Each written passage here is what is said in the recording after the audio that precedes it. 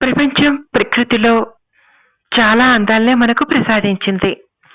అందులో భాగంగానే ఈ జునియా మొక్క ఎంతో అందంగా ఉంటుంది. ఈ మొక్క ఫ్లవర్స్‌లో తెలుపు, పసుపు, ఎరుపు, నీలం, సరస్వతి కలర్స్‌లో మనకు లభిస్తాయి. ఈ పూలు నెల నుండి 2 నెలల వరకు అలానే ఉంటాయి. సంవత్సరం అంతా ఈ పూలు పూస్తూనే ఉంటాయి. నర్సరీలలో ఈ మొక్క విరివిరిగా దొరుకుతుంది. ఈ మొక్క ఏదో కారణాల వల్ల ఎండిపోతే మనం పీకి పారేస్తూ ఉంటాం.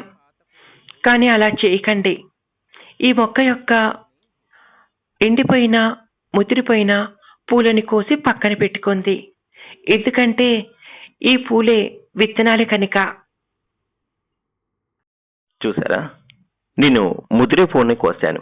ఇది ఇది చీల్చి చూస్తే ఇది విత్తనం, ఇది ఇది ఇది విత్తనమే. ఇలా మొత్తం పువ్వంతా విత్తనమే ఉంటుంది. మళ్ళీ మీరు ఈ చెట్టుని నాటడానికి ఈ విత్తనాలు పనికొస్తాయి. అందుకే ఈ పూలను పారేయకుండా ఇలాగే మనం ఎత్తి పెట్టుకుంటే ఇది విత్తనంగా పనిచేస్తుంది. దీన్ని మళ్ళీ మనము బంతి మొక్కలు ఎలా మనం నారు వేస్తామో ఆ విధంగా నారు వేసుకోవచ్చు.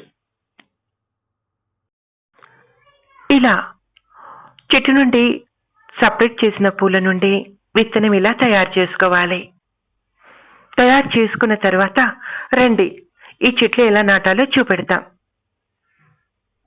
1.5 సెంటీమీటర్ చిన్న గుంత తవ్వుకోండి.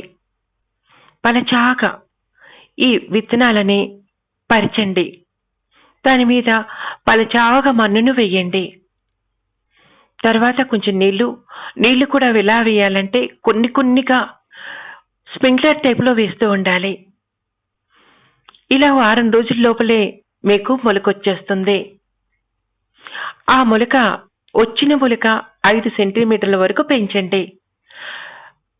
పెంచిన తర్వాత ఈ నారుని తీసుకొని ఒక్కొక్క మొక్క నాటుకుంటూ వెళ్ళొచ్చు. ఒక్కొక్క మొక్క ఇంత అందంగా మీకు ఇలా తయారవుతుంది.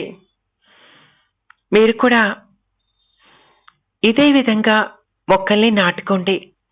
జునియా పూలు కనిపిస్తే వదలకంటూ అందమైన ఈ జునియా మొక్క మీరు కూడా పెంచొచ్చు.